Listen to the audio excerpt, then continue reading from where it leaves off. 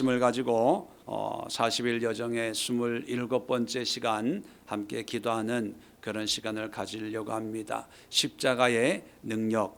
아마 십자가에 관해서는 우리가 너무나 잘 알고 또 그 의미와 또 십자가를 통해서 우리가 어떻게 살아가야 될까를 아마 여러분 나름대로 아마 정리가 많이 되어 있는 줄로 압니다.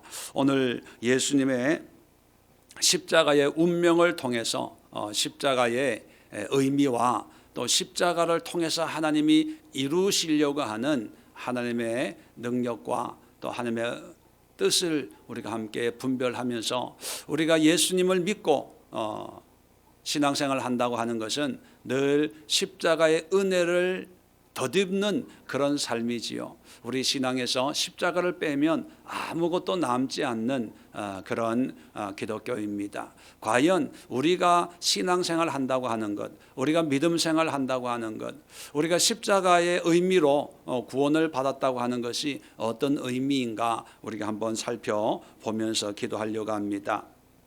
50절에 보면 예수님이 십자가에서 이제 운명하시는 그런 장면이 소개되고요. 51절에 보면 이에 성소 휘장이 위로부터 아래까지 찢어져 둘이 되고, 자, 예수님의 십자가 사건을 통해서 첫 번째 일어난 현상이 뭐냐면 성소의 휘장이 위로부터 아래까지 찢어지는 그런 일이 일어났습니다. 이 성소라고 하는 것은 특별한 의미를 가지고 있는데 대제사장이 1년에 한 번 이스라엘 모든 사람들의 죄를 대속하기 위해서 성소에 들어갑니다.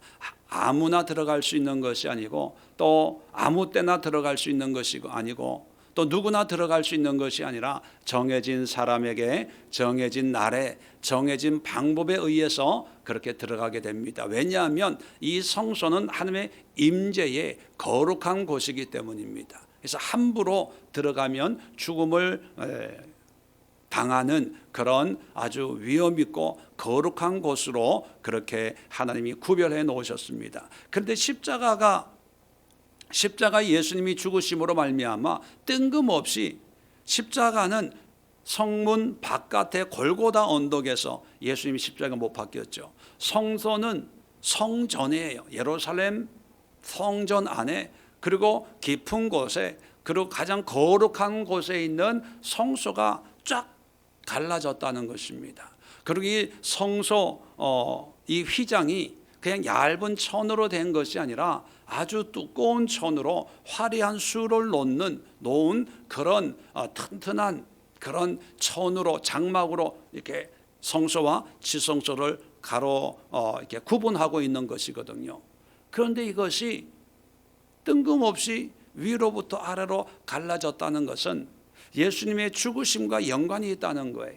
그러면 어떤 의미냐? 이제 성소 휘장이 있음으로 해서 정해진 시간에 정해진 사람이 정한 그런 예식과 절차를 통해서 하나님을 만날 수 있는데, 이제 예수님으로 말미암아 그런 모든 것이 의미가 없다는 거예요. 그 의미가 없다는 것은 누구든지 하나님을 만나고 누구든지 하나님을 예배하고 누구든지 하나님 앞에 부름받은 거룩한 영적인 대제사장이 되어서 주님과 1:1의 관계를 회복할 수 있다는 것입니다.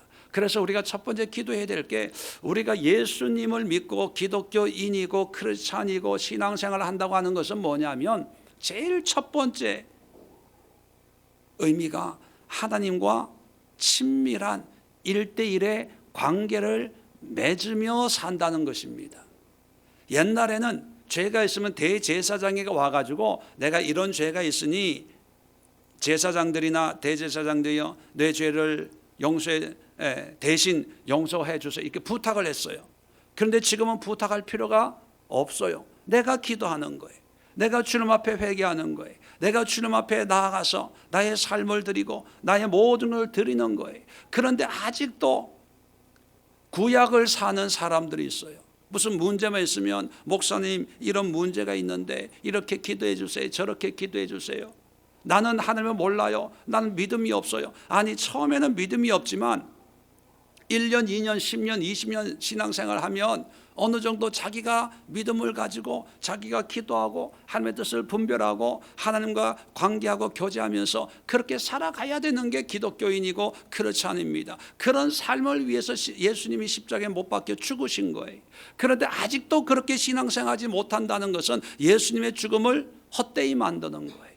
예수님의 죽음의 능력을 경험하지 못한 그런 신앙 모양만 가지고 있는 것입니다. 2020년은 여러분, 지금까지 어떻게 살아왔는지 모르지만 2020년부터는 하나님, 주님과 영적인 그런 관계를 맺는, 이제 더 이상 주님과 나 사이에 휘장이 가로막혀서 또 그 가로막힌 휘장을 누가 대신해서 하나님과 나와의 관계를 이어주는 것이 아니라 내가 하나님을 찾고 부르짖고 주님은 나에게 말씀하시고 주님과 함께 친밀한 그런 영적인 관계가 회복이 되는 그런 한 해가 되게 해달라고 기도하세요. 처음부터 하나님과 관계가 잘 되는 것은 아니겠지만 잘 되도록 하기 위해서 노력하는 거예요. 수고하는 거예요. 하나님의 뜻을 묻고 하나님 앞에 기도하고, 기도가 안 된다고 하지 마시고 기도가 될 때까지 몸부림쳐야 돼요. 누가 처음부터 기도가 저절로 됩니까?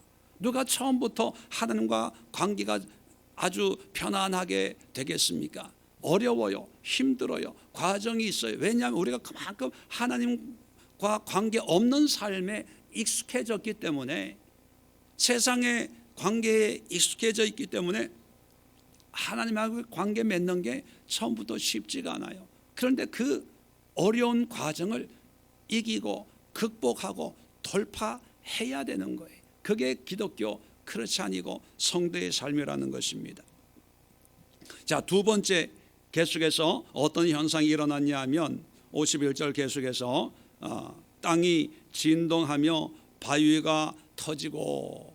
자, 예수님이 죽으심으로 일어난 두 번째 현상이 땅이 진동하고 바위가 터지고, 이 모습을 54절에 보면 백부장과 및 함께 예수를 지키던 자들이 지진과 그 일어난 일들을 보고, 지진이라고 표현을 하고 있습니다.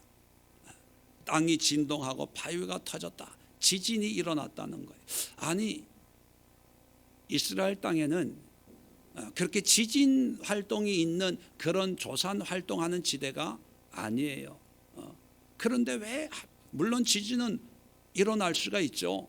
우리나라에도 종종 지진이 일어나잖아요. 근데 지진이 일어나는 그 시기가 왜 하필 예수님이 십자가에 운명하는 그 시간에 지진이 일어났겠어요? 십자가와 연관이 있다는 거죠. 그렇다면 지진, 초자연적인 또는 자연 현상을 통해서 뭔가 이적이 일어나는 것은 거의 대부분이 하나님의 어떤 메시지가 담겨져 있는 하나님의 능력을 드러내는 거예요. 불이 임하고 지진이 임하고 땅이 갈라지고 뭐 이런 어떤 자연 현상을 통해서 하나님이 우리에게 주시는 메시지가 있는데, 뭐 여러 가지 메시지가 있지만 오늘 십자가를 통해서 우리가 분명히 깨달아야 될 게 뭐냐면, 십자가를 통해서 하나님의 능력이 나타나고 드러난다는 거예요. 그 능력의 모습이 다양하게 일어나겠죠. 뭐 지진도 일어날 수가 있고, 또 믿지 않는 사람이 예수를 믿는 어떤 변화의 역사도 일어나겠고, 능력이, 은사가 일어날 수도 있고, 또 구원이 임할 수도 있고, 하여튼 우리가 신앙생활을 하면서 예수의 십자가의 능력을 경험한다는 것은 이러한 하나님의 능력, 우리의 능력이 아니라 하나님이 우리에게 주시는, 또 보여주시는 그런 초자연적인 능력이든지 자연적인 능력이든지 아니면 영적인 능력이든지 아니면 현상적인 어떤 그런 은사 뭐 이런 능력이든지, 하여튼 하나님이 나를 통해서 역사하시는 그런 능력을 경험하는 그런 삶이라는 거예요. 그러니까 여러분, 믿음 생활한다는 것은 그냥 교회 생활 열심히로 끝나는 것이 아니라, 그런 신앙생활을 하면서 우리의 능력, 나의 능력이 아닌 전적인 하나님의 은혜와 능력으로 인도하시는 그런 삶을 살아가는 것이 십자가의 삶이고 믿음의 삶이라는 거예요. 나는 그런 은혜와 능력을 경험한 적이 한 번도 없는데요. 예, 그럴 수 있습니다. 그렇기 때문에 기도하는 거예요. 2020년은 하나님의 전적인 능력을 경험하는 그런 한 해가 되게 하옵소서. 하나님의 능력을 날마다 순간마다 맛보면서 하나님이 하시는구나, 하나님이 함께 하시는구나, 하나님이 인도하시는구나, 그런 것을 날마다 경험하고 목격하고 체험하고 또 그것을 간증할 수 있는 그런 한 해가 될 수 있도록 이 시간 두 번째 기도 제목으로 삼고 기도할 수 있기를 바랍니다. 세 번째 우리의 기도의 제목은 53절에 있습니다. 예수의 부활 후에 그들이 무덤에서 나와서 거룩한 성에 들어가 많은 52절입니다. 52절 무덤이 열리며 자던 성도들의 몸이 많이 일어나되. 자, 참 신비로운 역사들이 일어났는데 지진이 일어난 뒤에 무덤들이 열렸어요. 지진이 일어나니까 무덤들이 이제 옛날에는 이 동굴에다가 무덤을 쓰고 동굴에 큰 돌로 이렇게 막아 놓는 것이 무덤이거든요. 근데 지진이 일어나니까 동굴 입구에 막혀져 있는 돌들이 왔다 갔다 했겠죠. 그러니까 입구가 열리게 된 거예요. 그런데 그 열린 무덤에서 자던 성도의 몸이 많이 일어나되. 자, 잔다고 하는 것은 죽었다는 것이거든요. 죽은 성도들, 믿는 사람들이 많이 일어났다는 거예요. 이건 참 과학적으로 설명하기 어려운 그런 일들이죠. 죽은 성도가 일어났다는 것은 어떤 의미입니까? 구원의 소망을 우리에게 주는 거예요. 야, 죽는 것이 끝이 아니구나. 예수님의 십자가를 통해서 죽은 사람도 다시 살아나는구나. 자, 보세요. 골고다 언덕에 있는 예수님, 살아있던 예수님은 죽었어요. 그런데 어느 지역인지 모르지만 죽었던 사람은 살아나요. 시소처럼 예수님이 십자가에 죽으니까 여기서는 살아나요. 십자가에 달리시니까 땅에 매장됐던 사람들이 살아나는 거예요. 자, 이게 무슨 의미냐면 우리가 십자가의 은혜를, 예수님이 우리를 대신해 십자가에 죽었다는 그 의미는 살아난다는 거예요. 누가 살아난다고요? 믿는 자들, 성도들이 믿는 사람이 살아나는 거예요. 그러면 이것이 굳이 육신적인 그런 죽음만 의미하는 것이 아니라 영적으로 믿지 않는 죄인인 그런 사람들도 예수님을 믿으면 새로운 삶을 살 수가 있다는 거죠. 이게 구원이라고 표현합니다. 죽어서 천당 가는 것만이 구원이 아니라 이 땅에서 예수님을 믿고 믿음으로 하나님의 자녀가 되는 권세를 얻는 것이 바로 진정한 구원의 의미지요. 여러분, 십자가는 그저 예수님이 십자가에 돌아가셨다 그걸로 끝나는 것이 아니라 예수님의 죽음으로 말미암아 내가 지금 죽어서 천당 가는 것이 아니라 지금 내가 영적으로 하나님의 자녀로 거듭나는 거예요. 새로워지는 거예요. 그래서 우리가 세 번째 기도 제목은 뭐냐면 구원의 소망이 이루어지게 하옵소서. 우리가 천당 가서 구원의 소망이 이루어지는 것이 아니라 지금 여기에서 이루어져야 되는 거예요. 지금 여기. 어떤 분들은 그렇게 얘기하죠. 지금 당장 죽으면 천당 간다는 것을 믿습니까? 확신합니까? 여러분, 그거는요 진정한 믿음이 아닙니다. 물론 믿음의 고백이 될 수도 있죠. 그런데 예수님은 한 번도 너 지금 죽으면 천당 갈 줄 믿냐 한 번도 물어본 적이 없어요. 예수님이 묻는 것은 뭐냐? 지금 구원받았냐는 거예요. 지금 죽어서 지금 당장 죽으면 천당 간다는 게 아니라 지금 살아있는 내가 하나님 나라를 살고 있냐는 거예요. 지금 천국을 살고 있냐는 거예요. 그래서 세례 요한도 그렇고 예수님도 제일 첫 사역을 시작하면서 첫 마디가 뭐냐 하면 회개하라, 천국이 가까웠다. 지금 여기가 천국이라는 거예요. 내 삶 속에서 하나님의 구원을 경험하고 맛보는 거예요. 어떤 분들은 사는 게 지긋지긋하다 그러면서 교회 와서 기도해요. 그건 앞뒤가 맞는 거 아니에요. 어떻게 천국이 지긋지긋합니까? 어떻게 하나님의 나라가 지긋지긋할 수가 있어요? 물론 어려움은 있지만 그 어려움 속에서도 하나님의 손길을 경험하고 하나님의 인도함을 경험하면서 하나님, 이 육신을 가지고 사는 이 세상 비록 풍파 많고 환난 많지만 그래도 하나님의 나라를 살게 하시니 감사합니다. 이렇게 고백이 돼야 되는 거예요.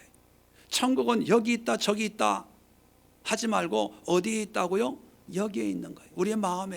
우리의 마음에 있다는 것은요, 우리의 일상 속에 있는, 일상 속에 우리가 살아가는 모든 삶 속에 내 마음과 생각과 내 상황 속에 하나님의 나라가 이미 임했기 때문에 예수님이 십자가에 죽으심으로 말미암아 이제 하나님의 나라를 잃어버렸던 소망이 없던 사람들에게 새로운 산 소망이 생기게 된다는 거예요. 그래서 세 번째 기도 제목은 구원의 소망이 지금 나에게 이곳에서 이루어지기를 원합니다. 죽었던 내 영혼이 이제 무덤이 열리고 하나님 앞에 다시 살아나는 새 생명의 은혜를 허락해 달라고 기도할 수 있기를 바랍니다. 마지막으로 53절 보면 53절의 내용은 예수의 부활 후입니다. 적어도 3일 뒤에 있었던 사건을 기록하고 있는데, 자, 부활 후에 그들이 무덤에서 나와서 거룩한 성에 들어가 많은 사람에게 보이니라. 자, 여기 보면 무덤에서 나와서 거룩한 성에 들어가 많은 사람에게. 자, 52절에 무덤에 잠자던 성도들이 많이 일어났어요. 이 사람들이 이제 무덤에서 나와서 거룩한 성, 바로 새 하늘 새 땅, 새 예루살렘, 구원의 궁극적인 어떤 목적지라고 할 수 있는 그 거룩한 성에 들어가 많은 사람에게 보이니라. 그렇게 기록이 되어 있습니다. 참 우리의 논리나 과학적으로 이해할 수 없는 그런 현상들이 일어나고 있는 거예요. 자, 거룩한 성이 어딜까? 예루살렘일까? 아니면 하나님의 그 나라일까? 또 많은 사람에게 보였다는데 어떤 식으로 보였을까? 또 그 본 사람은 어떤 반응을 했을까? 참 궁금합니다. 그런데 몰라요. 이 의미가 뭔지, 또 어떤 일이 일어났는지 몰라요. 그런데 중요한 것은 뭐냐면 예수님이 죽으시고 부활함으로 해서 믿는 자들이 구원을 받고 또 거룩한 성, 우리 구원의 최종 목적지, 종착지인 그 성에 들어가서 많은 사람들에게 증명을 하는, 보여주는 그런 역사들이 일어났다는 겁니다. 저는 이것을 믿음의 열매다 이렇게 생각을 합니다. 복음을 통해서 믿음으로 산 사람들이 예수님의 십자가로 말미암아 진정한 구원을 받는 그런 열매 맺는 그런 장면이 아닐까, 그런 생각을 하면서 여러분, 지금은 신앙생활 열심히 할 수 있어요. 지금은 은혜 받고 최선을 다할 수 있습니다. 그런데 이런 마음이 끝까지 가야 되는 거예요. 거룩한 성까지 이어져야 되는 거예요. 열매가 맺혀야지 씨앗만 뿌리고 성장만 하고 자라다가 결국은 열매 맺을 때에 벌레가 먹든지 가뭄이 들어서 말라 죽으면 의미가 없잖아요. 우리의 신앙은 열매가 있어야 됩니다. 열매 맺는 신앙. 처음에는 누구나 다 부푼 마음으로 신앙생활을 하죠. 왜? 은혜가 되니까. 그런데 은혜가 항상 있는 것이 아니라 은혜가 될 때도 있지만 또 시험이 들 때가 있어요. 사람에게 시험 들고 하나님에게 시험 들고 목회자에게 시험 들고 교회에 시험 들고 다 그러다가 그 첫사랑을 다 잃어버리고 정작 거룩한 성까지 믿음의 여정을 끝까지 가야 되는데 가지 못하고 중간에서 벗어나는 그런 신앙의 모습도 많이 있지 않습니까? 오늘 이 시간 기도할 때 하나님 2020년 복음의 신앙의 열매를 맛보는 그런 한 해가 되게 주시기를 원합니다. 열매를 통해서 하나님께 영광을 돌리는 그런 한 해를 기약하면서 함께 네 가지 기도 제목 가지고 십자가의 능력이 우리의 삶 속에 회복될 수 있도록 함께 기도할 수 있기를 바랍니다. 연휴를 마치는 마지막 날입니다. 아마 많은 분들이 이제 가정으로 일터로 돌아오고 있을 텐데 오는 길 주님께서 안전하게 우리 성도님들의 걸음걸음을 인도해 주시기를 위해서 기도하시고, 또 휴일을 마치고 내일 일상으로 돌아갈 때 또 열심히 최선을 다해서 맡은 바 직분을 잘 감당할 수 있도록 위해서 기도하시고, 우리 환우들을 위해서 기도하시고, 또 교회를 위해서, 나라를 위해서. 요즘에 우한 폐렴이라고 온 세계가 공포와 두려움에 떨고 있습니다. 하나님께서 이 마지막 때 이런 현상의 의미가 무엇인지 우리가 깨닫고 경건하게 또 우리의 삶을 살피고 우리의 건강을 살피고 또 이 시대를 분별하면서 하나님의 뜻을 이루어가는 그런 하나님의 메시지의 경고의 사인으로 우리가 받아들이고, 또 고통당하는 분들, 또 이런 일들을 위해서 수고하는 분들에게 지혜와 총명과 또 명철을 통해서 잘 또 다스려질 수 있고, 이런 기회를 통해서 다시 우리 그리스도인들은 더욱 경성하고 또 경계를 받고 하나님의 경고하심을 통해서 더 거룩한 그런 신앙을 가질 수 있도록 기회가 계기가 될 수 있도록 위해서 기도하시고, 또 나라와 민족을 위해서, 북한을 위해서, 영적인 교회 성장을 위해서, 그리고 여러분 가지고 나온 기도의 제목들 위해서 함께 기도하실 때 우리 주여 한번 힘차게 외치고 합심해서 기도합니다. 주여